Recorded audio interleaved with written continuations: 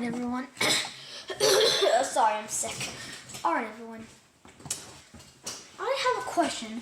In animated Godzilla crossovers, when a Godzilla is defeated, killed, or subdued, then what happens to the real Godzilla from the official series made by the official creator? Why do they stay alive? Why don't they die? Is it a clone? What is there? What is there that we're not understanding? And is there a bigger picture? I'm gonna start on the first theory. What happens when a Godzilla is killed in a crossover event? Now, in most crossover events, they aren't canon. But one crossover event that completely destroys this rule is a Godzilla Battle Royale. Now, you might be saying, "Whoa, you're taking it on the spider? Calm down, Godzilla." This is not an exaggeration. It's literally an episode of Barney vs. George. How many times have we seen an anime Godzilla crossover event? Almost every single time, it was never canon. This completely destroys the loop of things not being canon. So then that's the question I'm going to try and solve. Why is it not canon? Now, it's an episode of Barney vs. George. And as you can see, some things that happen that don't make sense. Like TMS losing, he's easily one of the strongest Godzillas out of them all. He's easily one of the most powerful. And why did some random green goofy Goji win? Like, no offense to the creator of GoGX, but like, really. Yeah, I do listen, okay? I've never seen an episode of the series, no offense, so I don't know. And after this event, Barney is formidably injured, but not dead, which begs the question, why? Now, after all these Godzillas look much different than their official counterpart, which brings on a Fury. Are these clones from an entirely different dimension? Because, like, in most crossover events, Godzillas come from portals to fight each other. So are these alternate reality versions being put against each other? So whoever's in charge of this program, which in this case has to be either the Mecha Knight from Barney vs. George, Mecha Chimpanzee, and Mecha Lizard. Fun fact, Mecha Lizard actually created Mecha Chimpanzee. The more you watch, the more you learn. And there's a lot of other mechas who could be in charge. But there's one mecha I want to focus on. One mecha who I think is the real one. The original Mecha Barney. He was there since the very beginning. He analyzed everything. He filled his brain with enough knowledge at this point. He knows everything. My theory is that he is the one in charge.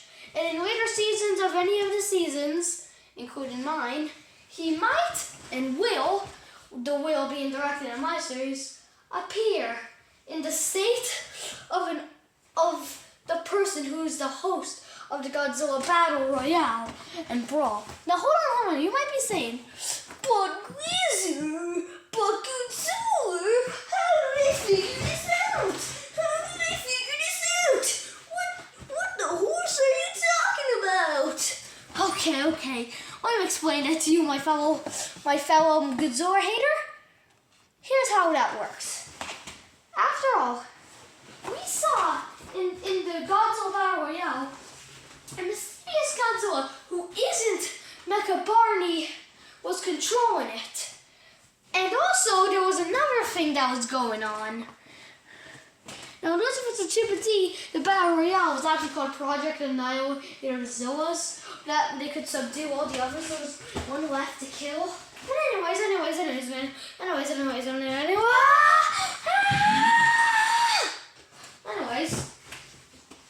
my theory is that this Mechagodzilla, because in Barney vs. George, he did get into a fight with the original Mecha Barney, which I think off screen, he got his tail whooped. He actually got whooped, which forced him to be under control of Mecha Barney, which which already puts this story in a pretty high place. Now I have barely any time left to make this video, so I'm gonna make this short and sweet. Keep it short and sweet, okay? I have like 11 minutes left to make it. Okay, let's do this. Now, so if Mecha Barney's in charge of all of this, then what are these alternate reality versions of Godzilla's doing? How does that feel for them? If they are an official new series, does that mean these are crossover counterparts that just sit in a plain white dimension until they are needed for a crossover event? Well, let's go back. Now, I think the scariest thing for these Godzillas isn't death, because after all, when they die, if the real one is dying, then they can always just come back. Like, they can always come back from the grave. After all, in TMS's God's Rumble, well, Barney looks nothing like he does in the original series. And if we apply this to my theory, this means that Barney was an alternate reality version of Barney, where he looked like the one in the channel banner. He looked like the channel banner Barney. Which means this Barney got, instead of him just having no tail when he was first created, his tail got brutally chopped off in some sort of accident or fight. Which brings up the biggest question I'm having, which probably I don't even remember what the 3 questions were. Why are these Godzillas fighting? Why?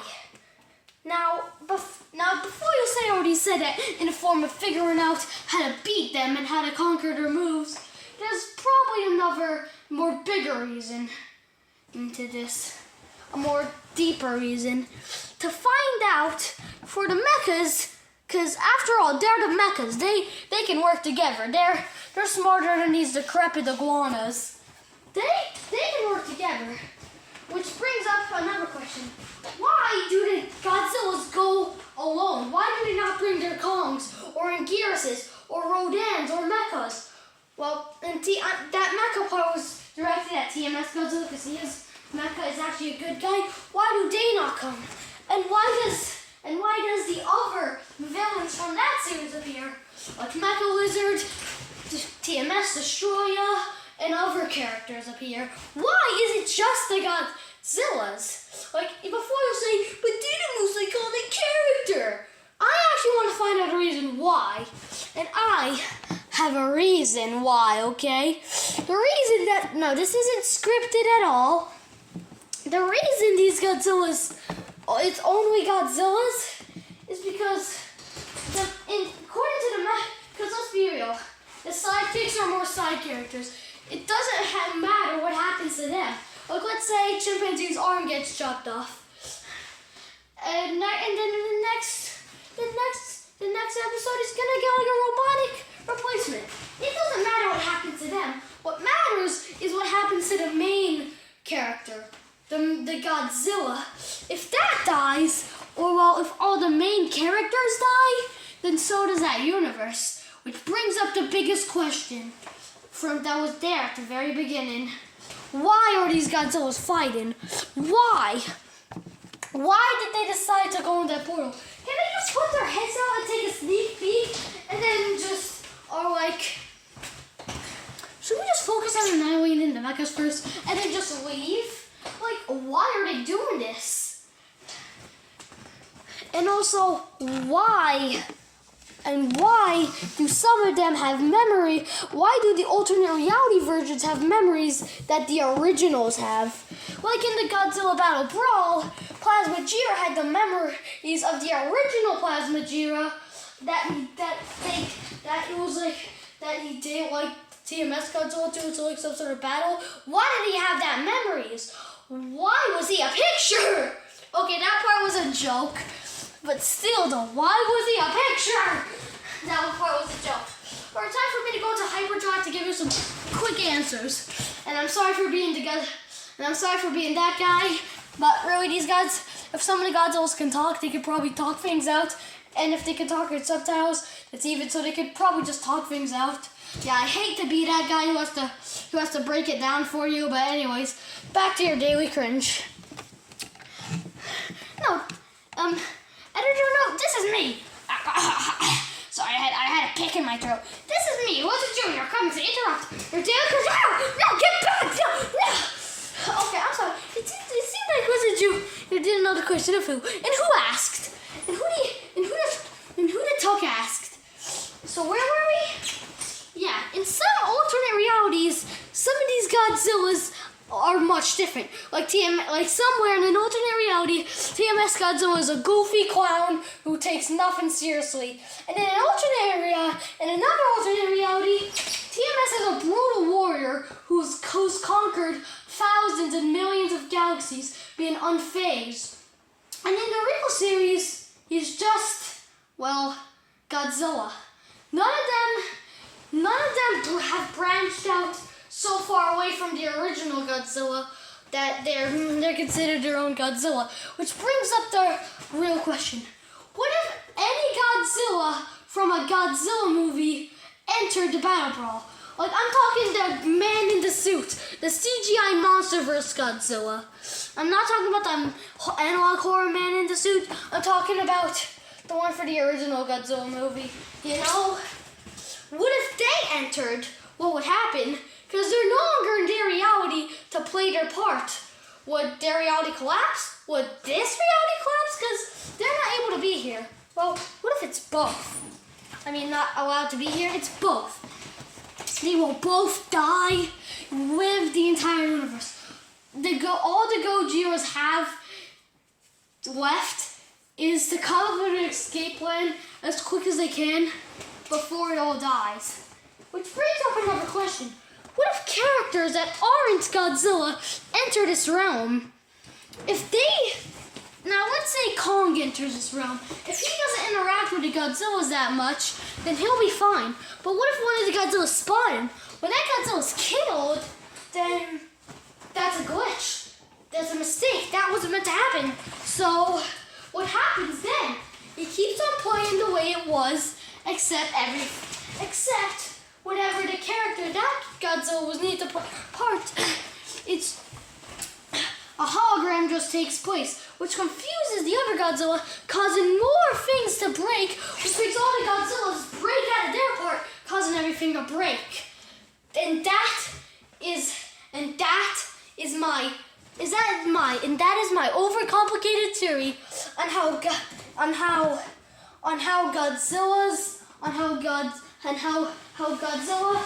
animated Godzilla crossover events work. This is you, Gazor, signing out. And here's our quick word from Wizard Chimpanzee Loser Jr. So, Chimpanzee, what would you like to say? I did not understand a word that came out of your mouth. Good. What do you have to say, Wizard? I'm Italian in Japanese, right? Yes, you are, Wizard. And Wizard Jr.? I really don't like you, Gazor. But I'm not the fate of this microphone!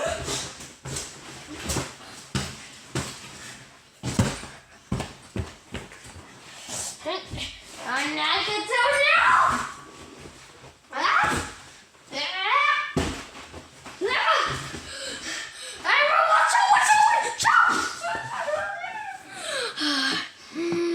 This is Wizard Jr. ending the video.